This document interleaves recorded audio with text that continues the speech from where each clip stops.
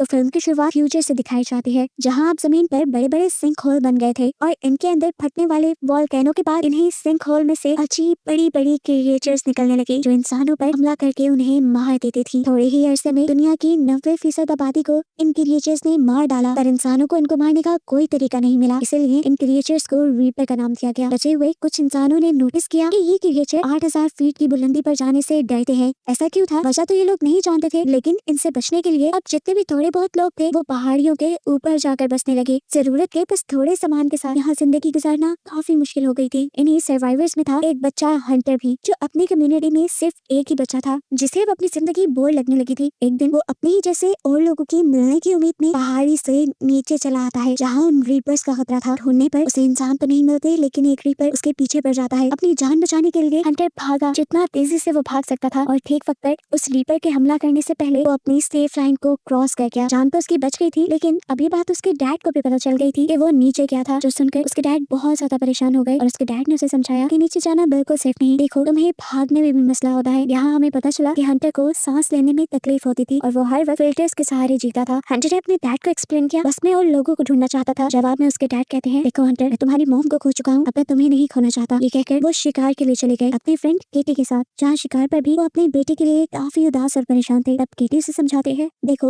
वो एक बच्चा है और बच्चे हमेशा नई चीजों को जानने के लिए बेताब होते हैं, तुम्हें उसे थोड़ी स्पेस देनी चाहिए। ये लोग जब अपना शिकार लेकर वापस आ रहे थे तो रास्ते में इन्हें दिखाई देती है प्रोफेसर नीना। वो रीपर के शेल पर नई नई बुलेट्स बनाकर एक्सपेरिमेंट कर रही थी। कोई तो उनकी बनाई हुई बुलेट उन रीपर को मार सकती थी। 3 साल हो गए थे उन्हें इस एक्सपेरिमेंट को करते हुए, लेकिन अब तक वो नाकाम थी। रात होने पर देखने को मिला कि हंटर की तबीयत बुरी तरह बिगड़ गई, तो देखकर विल भी परेशान हो गया और फौरन उसने जाकर हंटर का फिल्टर चेंज किया, जिसके बाद उसकी तबीयत थोड़ी संभल गई। उसने देखा कि ये उसके पास लास्ट फिल्टर था और अब अगर उसे हंटर की जान बचानी थी तो उसे पहाड़ी से नीचे जाकर हॉस्पिटल से और फिल्टर्स लेकर आने थे। ये बात वो जानता था कि नीचे जाना बिल्कुल सेफ नहीं, लेकिन अपनी बेटी की जान बचाने के लिए उसके पास कोई दूसरी चॉइस भी नहीं थी। यही चीज वो जाकर प्रोफेसर नीना से डिस्कस करता है कि वो नीचे जाने वाला है और उसने नीचे जाने के लिए एक सेफ रोड भी ढूंढा है, लेकिन नीना को उसकी बात पे यकीन नहीं था, क्योंकि उसे लगता था कि नीचे कोई सेफ जोन नहीं, इसलिए वो उसकी मदद करने को इनकार कर देती है और विल अकेले ही जाने का फैसला करता है। कुछ वेपन्स लिए वो नीचे जाने के लिए तैयार ही था कि केटी भी उसके साथ आ गई, जो उसकी दोस्त थी। विल इसे साथ ले जाना तो नहीं चाहता था, लेकिन केटी उसे बताती है, मेरा तो वैसे भी इस दुनिया में कोई नहीं, अच्छा है ना मैं हंटर की जान ही बचा लूं। वेपन्स लिए वो लोग सफर पे निकल ही रहे थे कि प्रोफेसर नीना उन्हें जाते देख रही थी। आखिर उनसे भी रहा नहीं किया और उन्होंने भी विल का ग्रुप ज्वाइन कर लिया, क्योंकि वो जानती थी जो वो ऊपर रहकर नहीं कर पा रही वो नीचे अपनी लैब में जाकर कर पाएंगी।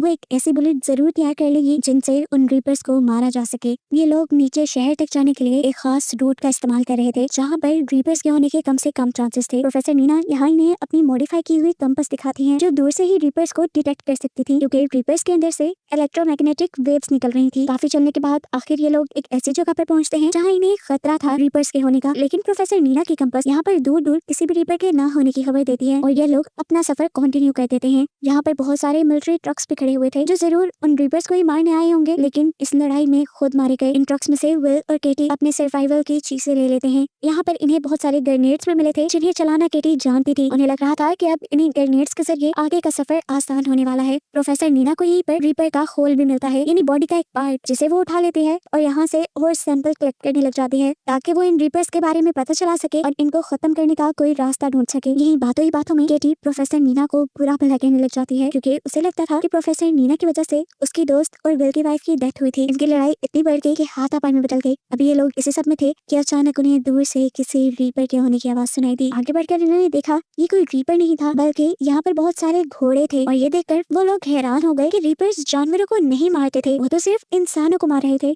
ये लोग अब आगे चेयर लिफ्ट तक जाते हैं, जहाँ से इन्हें अपना अगला सफर कंप्लीट करना था। यहाँ आने पर प्रोफेसर नीना को अपनी कंपास से यही करीब एक रीपर के होने का एहसास होता है। ये लोग जब इर्द गिर्द देखते हैं तो उन्हें एक तरफ की तरफ दिखाई देते हैं, यानी मॉन्स्टर वही था। अगर इन्हें अपनी जान बचानी थी तो फौरन यहाँ से भागना था। फिल और प्रोफेसर नीना बैठ जाते हैं चेयर लिफ्ट के अंदर, जबकि केटी इसकी पावर सप्लाई चलाने की ट्राई करती है। अब जैसे जैसे वो रीपर केटी के करीब आ रहा था, केटी घबरा रही थी। इसी घबराहट में वो रीपर के पास एक ग्रेनेड फेंक देती है, जिसकी वजह से वहाँ बहुत बड़ा धमाका तो हुआ, लेकिन रीपर को इस धमाके से कोई असर नहीं हुआ। ये लोग जल्दी से अपनी चेयर लिफ्ट ऑन करके उसे चला लेते हैं और दूसरी तरफ हमें दिखाया जाता है कि केटी टॉवर पे चढ़कर अब चेयर लिफ्ट के ऊपर चढ़ने की कोशिश में थी। वो टॉवर से जैसे ही चेयर लिफ्ट की तरफ जंप करती है तो बदकिस्मती से वो चेयर के ऊपर जंप नहीं कर पाई। वो गिरने ही वाली थी, लेकिन तभी उसे विल ने हाथ पकड़कर बचा लिया। लेकिन इस सब के बावजूद भी मुश्किलें हल नहीं हुई, क्योंकि रीपर अब बिल्कुल उनके पीछे आ चुका था और उनकी चेयर की केबल्स को बुरी तरह तरह हिला रहा था, जिसकी वजह से इनकी चेयरलिफ्ट ही टूटकर नीचे गिर जाती है और अब अपनी जान बचाने के लिए ये लोग वापसी का रास्ता अपना लेते हैं, यानी ऊंचाई की तरफ भागने लग जाते हैं जहाँ पर ये रीपर्स नहीं आ सकते थे। वापस आकर ये लोग अपने घरों को नहीं गए क्योंकि वो काफी दूर था। ये लोग एक रेस्टोरेंट में रुके थे जहाँ पर ये तीनों बातें करने लगते हैं। प्रोफेसर नीना ने बताती है कि जब ये मॉन्स्टर्स इस दुनिया के अंदर आए थे तब आते ही इन्होंने बिना सोए बिना रुके दुनिया के 95% लोगों को मार दिया, ऐसे जैसे ही इंसानों को ही मारने आए हो। लेकिन एक अजीब बात भी थी कि इन्होंने इंसानों को मारकर खाया नहीं और ना ही इन्होंने इंसानों के अलावा किसी और जानदार को मारा।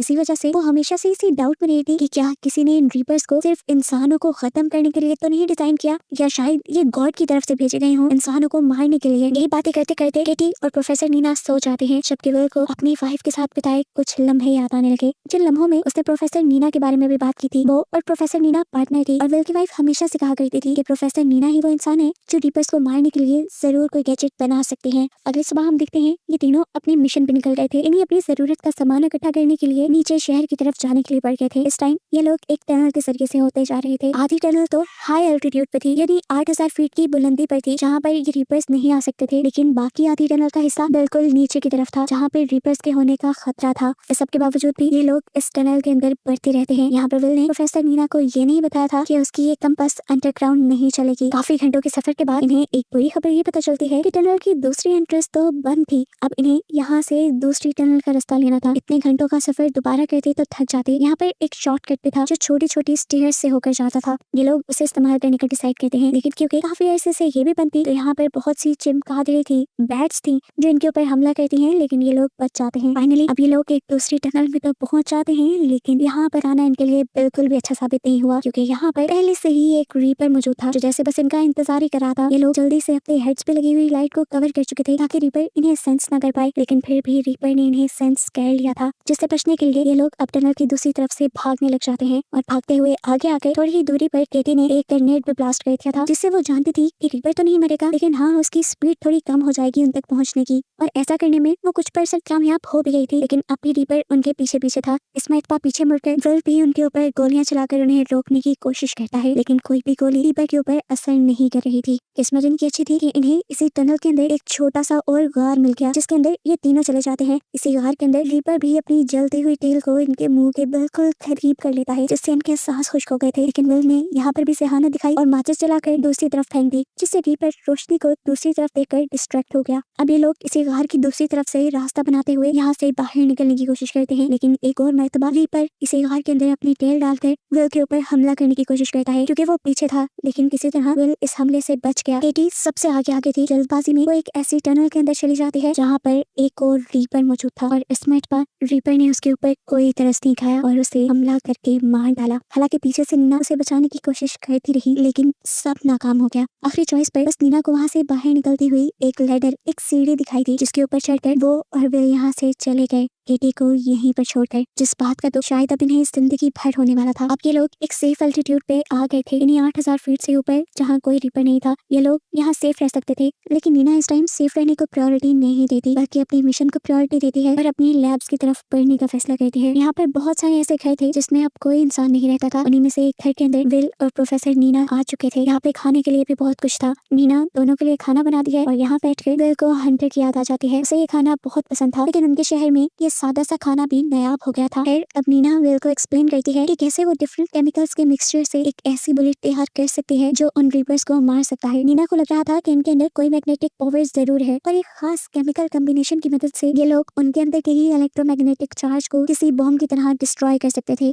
जिससे उन रीपर्स के मर जाने का 90% तक चांस है। विल को उसकी बातों पे बिल्कुल यकीन नहीं था और अब विल को तो इस बात पे भी यकीन नहीं आ रहा था कि नीना की फ्रेंड यानी विल की वाइफ वो नीना की इस थ्योरी पे बिलीव करती थी। खैर अगले दिन ये लोग लैब की तरफ बढ़ जाते हैं। पहला स्टॉप यहाँ पर विल ने एक हॉस्पिटल के पास किया था जहाँ से उसे हंटर की मेडिसिन और फिल्टर्स लेने थे। गन लिए वो आगे बढ़े थे क्योंकि जानते थे कहीं ना कहीं से इनका सामना रीपर से हो सकता है, लेकिन अभी तक प्रोफेसर नीना की कंपास ने इन्हें किसी भी मॉन्स्टर के यहाँ होने का इशारा नहीं दिया था। फाइनली विल को भी हंटर की मेडिसिन मिल जाती है जिसका वो स्टॉक अपने बैग में रख लेता है जितना वो रख सकता था। इसके बाद ये लोग तेजी से यहाँ से भागने वाले थे, लेकिन तभी उन्हें एहसास हुआ कि इस हॉस्पिटल के अंदर कोई रीपर छुपा हुआ है, जिसे नीना के कंपास ने डिटेक्ट इसलिए नहीं किया था क्योंकि वो कंपास अब खराब हो चुका था। ये लोग तेजी से उससे बचकर भागने की कोशिश करते हैं, लेकिन वो रीपर वॉल्स तोड़ते हुए इनके ऊपर हमला करने लग जाता है। यहाँ तक कि उसने तो अपने टेंटिकल की मदद से विल को कैद भी कर लिया था। यहाँ पर प्रोफेसर नीना बहुत ही होशियारी से पास पड़े फायर बॉक्स में से एक्स निकालकर उस रीपर की टेल के ऊपर हमला कर देती है, जिसकी वजह से रीपर विल को छोड़ देता है। अब इन्हें फौरन यहाँ से भागना था,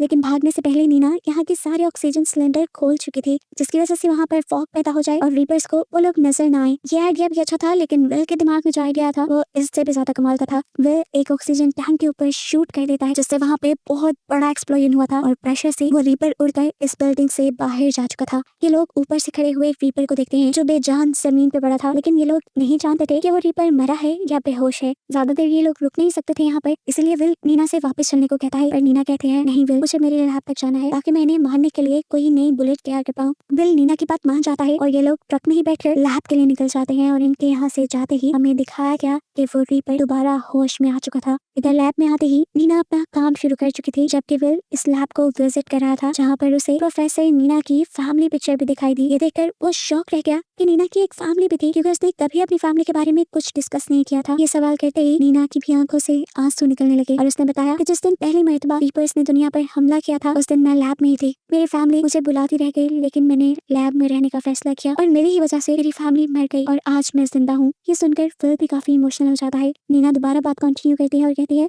बस वो दिन था और आज का दिन मैंने इन रीपर्स से बदला लेने की ठान ली थी, और देख लेना मैं उनसे अपनी फैमिली का बदला जरूर लूंगी। ये बात करने के बाद नीना पीछे मुड़कर एक बुलेट शूट करती है रीपर के स्केल पर, लेकिन स्केल को अभी भी कुछ नहीं होता, जिसका मतलब था कि अभी उसकी बुलेट कंप्लीट नहीं हुई। ये देखकर वो विल से कहती है तुम जाओ अपने बेटे के पास वापस चले जाओ, मैं यहाँ पर तब तक रुकूंगी जब तक मुझे कोई सोल्यूशन ना मिल जाए, जब तक मैं कोई नई बुलेट ना बना लूं। विल भी नीना की बात मानते हुए यहाँ से चला जाता है, क्योंकि हंटर को उसके पास मौजूद मेडिसिन की ज्यादा जरूरत थी, जबकि नीना बुलेट्स बनाने में इतनी ज्यादा बिजी हो जाती है कि उसे एहसास ही नहीं होता कब उसकी लैब में एक रीपर आ जाता है। रीपर की आवाज सुनते ही उसने आंखें बंद कर ली और आंखें बंद करते ही उसे ख्याल आया कि उसने कुछ केमिकल कंपोजिशन तो ट्राई ही नहीं किए जो सच में काम कर सकते थे। ये ख्याल आते ही वो जल्दी से केमिकल्स मिक्स करते हुए एक नई बुलेट बनाने लगी, जबकि यहाँ रोड पे हमें दिखाया गया कि विल बहुत ही तेजी से ऊपर अपने टाउन की तरफ जाने की कोशिश में था, लेकिन तभी उसकी कार का एक पत्थर से टकराकर एक्सीडेंट हो गया और इस एक्सीडेंट की वजह से वो बेहोश हो गया। कुछ देर बाद जब उसे होश आया तो उसके करीब से भी एक रीपर की, एक मॉन्स्टर की आवाज आ रही थी। उसे अपनी जान बचाने के लिए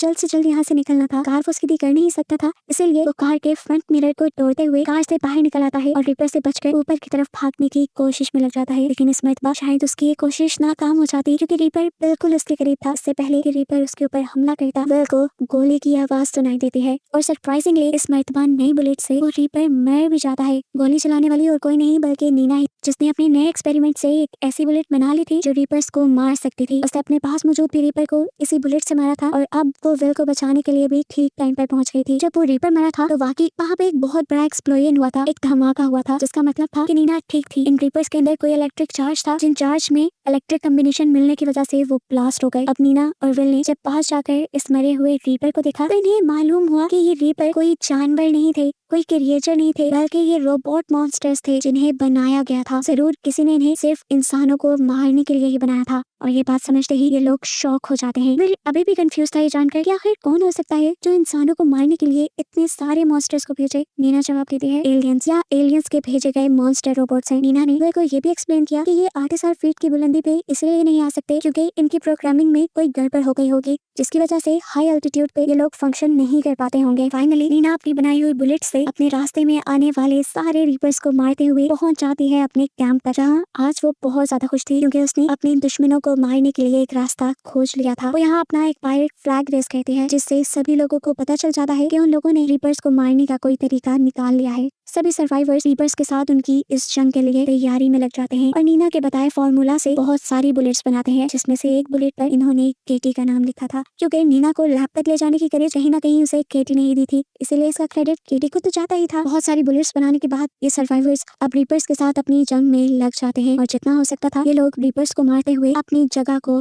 वापस लेना शुरू कर देते हैं। जबकि यहाँ दिखाया जाता है कि नीना अभी तक उस रीपर की बॉडी को स्टडी कर रही थी, जहाँ पर आज उससे मिलने के लिए दिल पे आया। ये लोग टेलीस्कोप लगाए आसमान की तरफ देख रहे थे, जहाँ पर नीना को 3 बड़ी बड़ी स्पेसशिप आसमान से जमीन पर आते हुए दिखाई देती हैं, जिसका मतलब था कि इन्होंने जिन रीपर्स को मारा था उनके बारे में एलियंस को खबर हो गई थी और एलियंस अब इनसे एक पूरी जंग के लिए तैयार होकर आए थे। आगे अब क्या होने वाला था, इसी मिस्ट्री के साथ ये मूवी यहीं पर खत्म हो जाती है।